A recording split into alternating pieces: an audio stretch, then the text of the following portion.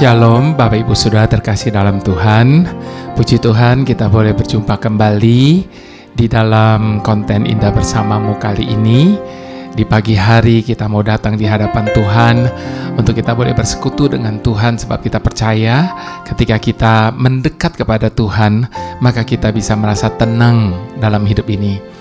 Masalah persoalan tetap ada, badai mungkin tetap menerpa, tetapi Bapak Ibu Saudara, ketika kita ada bersama dengan Tuhan, maka kita bisa tetap merasa tenang menjalani kehidupan ini.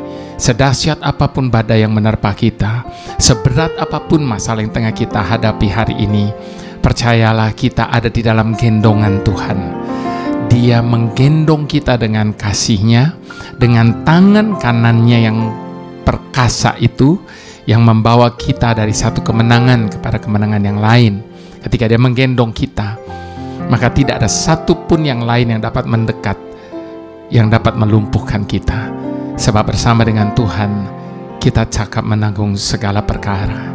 Jadi sekali lagi Bapak Ibu Saudara, dalam hidup ini sebenarnya bukan masalah persoalan sebesar apa yang tengah ada di hadapan kita, bukan masalah persoalan seberat apa yang tengah menekan hidup kita hari ini. Namun yang menjadi masalah adalah ada di tangan siapa hidup kita. Ketika hidup kita dalam tangan Tuhan, maka kita ada di dalam gendongan Tuhan. Bayangkan Bapak Ibu Saudara betapa aman, betapa nyaman ketika kita ada di dalam gendongan Tuhan. Nah, tema kali ini saya beri judul digendong. Nah, sebelum kita berbicara lebih lanjut, mari kita bersatu hati, kita mau berdoa terlebih dahulu. Bapa yang memelihara hidup kami sedemikian rupa, kami percayakan semua hal yang saat ini tengah mengganggu kami, entah itu ketakutan, entah itu kekhawatiran. Kami mau serahkan semuanya di dalam tangan-Mu Tuhan, karena kami percaya di dalam tangan itu kami boleh tinggal dengan aman. Di dalam tangan itu kami boleh merasa nyaman, karena Engkau Tuhan selalu ada bersama dengan kami di segala musim dalam hidup kami, sehingga kami tidak perlu takut bahaya, sebab gada dan tongkat-Mu menyertai setiap kami. Dan ketika gada dan tongkat-Mu ada pada kami, maka Tuhan, kami percaya tidak akan pernah ada satupun yang dapat memisahkan kami dari kasih setia-Mu Bapa. Terima kasih Tuhan, karena hidup kami aman bersama-Mu. Haleluya. Amin. Kita buka Yesaya, Bapak Ibu Saudara, Yesaya 46 ayat yang ketiga sampai ayat yang kelima. Yesaya 46 ayat ketiga sampai kelima. 3 ayat kita baca sama-sama. Dengarkanlah aku, hai kaum keturunan Yakub, hai semua orang yang masih tinggal dari keturunan Israel. Hai orang-orang yang kudukung sejak dari kandungan, hai orang-orang yang kujunjung sejak dari rahim. Sampai masa tuamu, aku tetap Dia, dan sampai masa putih rambutmu, aku menggendong kamu.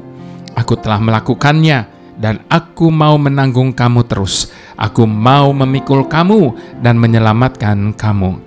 Kepada siapakah kamu hendak menyamakan aku, hendak membandingkan dan mengumpamakan aku, sehingga kami sama. Bapak Ibu Saudara, saya mau ulang ayat yang keempat ini. Ini yang menjadi tema kita kali ini.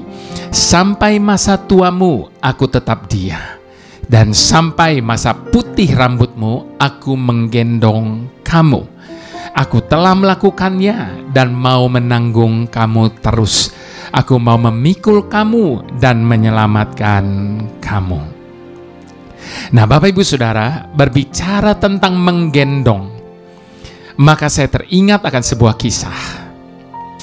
Satu kali ada sebuah kejadian di mana ada seorang anak kecil pada saat ia bersama dengan keluarganya berekreasi di sebuah kebun binatang. Ia merasa telah berjalan sekian lamanya dan sekian jauhnya memutari kebun binatang tersebut. Maka anak ini mulai merasa keletihan. Maka dia merengek, meminta digendong oleh ayahnya untuk melanjutkan perjalanan melihat aneka binatang lainnya. Karena dia sudah tidak sanggup lagi untuk berjalan. Dan ketika digendong oleh ayahnya, Bapak Ibu Saudara, anak itu terlihat jelas begitu senang. Ketika dia naik ke atas bahu ayahnya, di atas gendongan ayahnya itu, bahkan ketika ayahnya mengangkat dia, seperti tadi saya katakan, di atas bahunya, ia kini bahkan bisa melihat lebih jelas lagi akan begitu banyak hal-hal yang ada di depannya, binatang-binatang lainnya dan sebagainya. Saat ia melihat binatang-binatang yang lucu, ia bahkan bergerak-gerak sampai ayahnya oleng-oleng dibuatnya. Sekalipun demikian, ia masih tetap berada dalam gendongannya. Ayahnya memegang dia erat-erat, jangan sampai terjatuh. Bahkan saat ada binatang yang sedang dilihat oleh begitu banyak orang, ayahnya dengan sekuat tenaga mengangkat tubuh anak ini agar posisinya tetap jauh lebih tinggi daripada orang-orang di sekitarnya, sehingga ia tetap bisa melihat binatang-binatang tersebut. Dan anak ini semakin senang, tanpa berpikir apakah ayahnya lelah, capek, atau kesakitan oleh tingkah laku yang dibuatnya. Nah, Bapak Ibu Saudara, saat saya merenungkan kisah ini, saya mendapatkan gambaran kadang sama seperti anak kecil itu. Bukankah seringkali kita melakukan hal yang sama saat kita berada dalam gendongan Bapa kita? Kita tidak pernah memikirkan bagaimana kondisi Bapa kita, bagaimana Ia yang telah begitu setia menggendong kita selama perjalanan hidup kita hingga sampai saat ini. Kita yang mudah lelah menapaki kehidupan, kita yang mudah sekali jatuh oleh sedikit saja persoalan, namun bukankah kita juga yang dengan begitu cepat mengeluh, padahal hanya dengan sedikit beban kehidupan. Kita mudah putus asa dengan berbagai rintangan yang menghadang. Semua itu kita lakukan tanpa kita sadari bahwa selama itu juga kita terus ada di dalam gendongannya Tuhan. Bapa menggendong kita untuk menyelesaikan segala sesuatu hari demi hari. Bapa menggendong kita untuk menuntaskan segala sesuatu minggu demi minggu. Bapa menggendong kita untuk mengakhiri segala sesuatu bulan demi bulan, bahkan selama hidup kita. Namun selama kita berada dalam gendongannya pun, berapa kali kita masih saja tetap meragukan kekuatannya.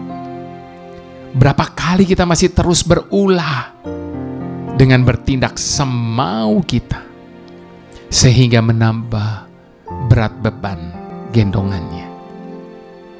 Itu sebabnya Bapak Ibu Saudara, sadarilah akan kebenaran ini, bahwa Bapa yang setia itu selalu menggendong setiap kita dari waktu ke waktu.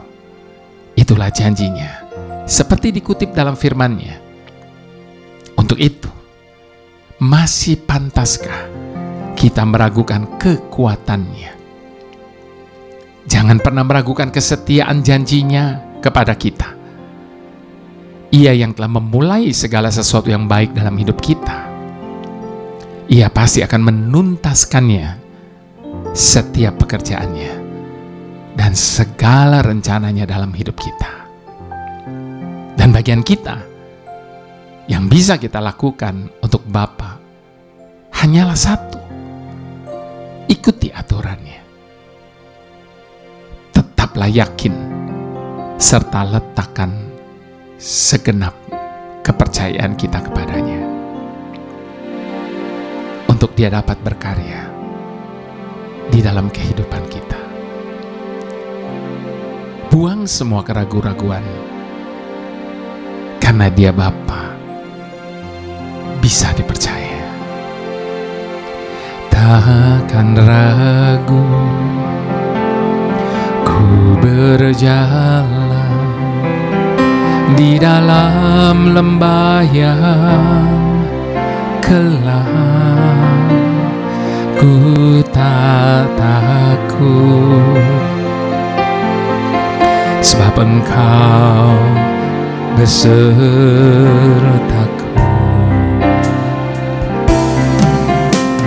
Segala yang Kau izinkan terjadi di dalam hidupku, ku percaya mendatangkan kebaikan. Bapa, ku percaya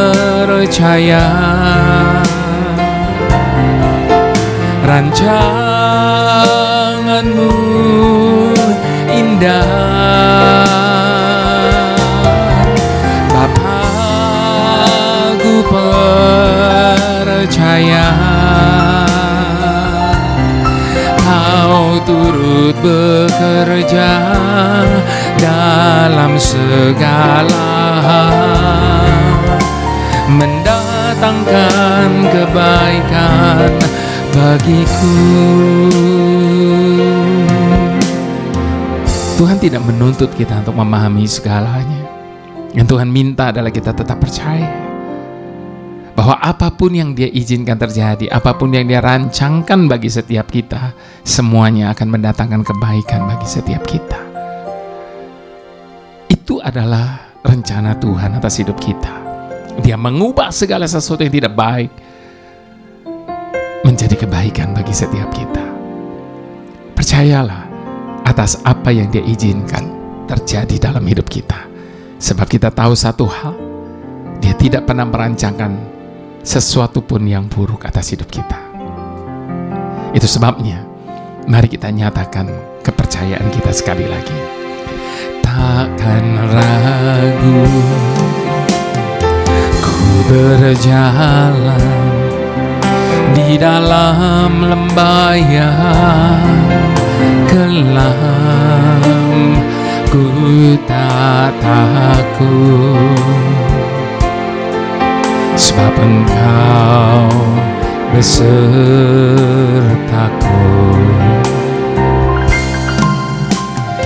Segala yang Kau izinkan terjadi di dalam hidupku, ku percaya mendatangkan kebaikan. Bapa, ku percaya rancangan-Mu indah. Bapa, ku percaya Kau turut bekerja dalam segala hal, mendatangkan kebaikan bagiku. Bapa, ku percaya rancangan-Mu indah. Bapa, ku percaya Kau turut bekerja dalam segala hal, mendatangkan kebaikan bagiku. Kau turut bekerja dalam segala hal, mendatangkan kebaikan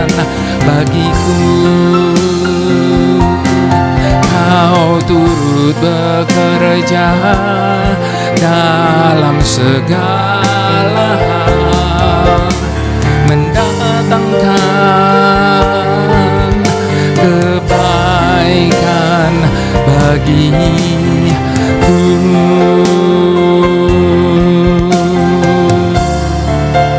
Kami percaya rancangan-Mu indah. Kami percaya rencana-Mu yang sempurna. Kami percaya.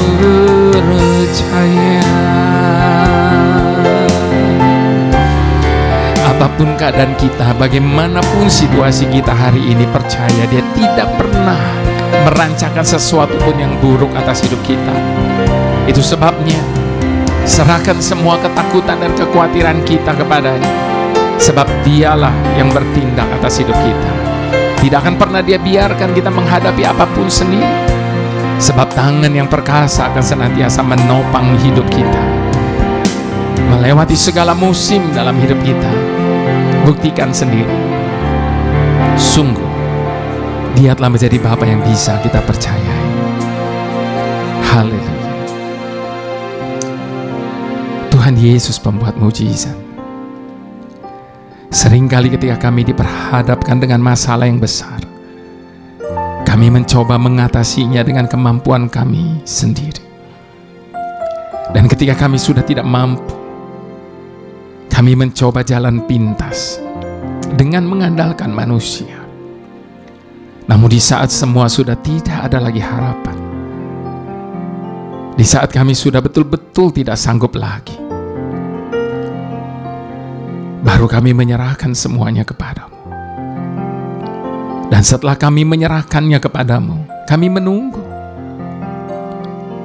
Dan kalau tidak ada penyelesaian segera, kami menganggap Engkau tidak peduli, berpangku tangan. Lalu juga dengan segera kami datang lagi ke hadapan-Mu dengan segala kekecewaan, kemarahan, dan sejuta protes. Maafkan kami Tuhan, di saat mungkin seakan semua belum berjalan seperti yang kami harapkan. Sesungguhnya Engkau sedang menunggu kami agar kami ikut bekerja sama bersama-Mu. Namun selama ini kami tidak peka. Renungan hari ini menyadarkan kami ketika Engkau tiba di kubur Lazarus, Engkau menyuruh mereka untuk mengangkat batu penutup kubur. Padahal kalau Engkau mau, dengan mudahnya Engkau menggulingkan batu itu sendiri. Ketika Engkau hanya membangkitkan Lazarus dan membiarkan ia keluar dari kuburnya dengan tubuh yang masih terbebat kain kafan.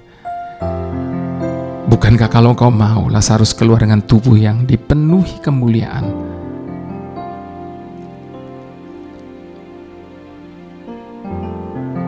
Terima kasih Tuhan, Engkau menyadarkan kami saat ini untuk kami turut serta bekerja bersama-Mu, untuk bisa melihat mujizat-Mu terjadi di dalam hidup kami ini. Terima kasih Bapa, bantu kami untuk selalu percaya. Mari semua yang percaya sama-sama kita katakan amin.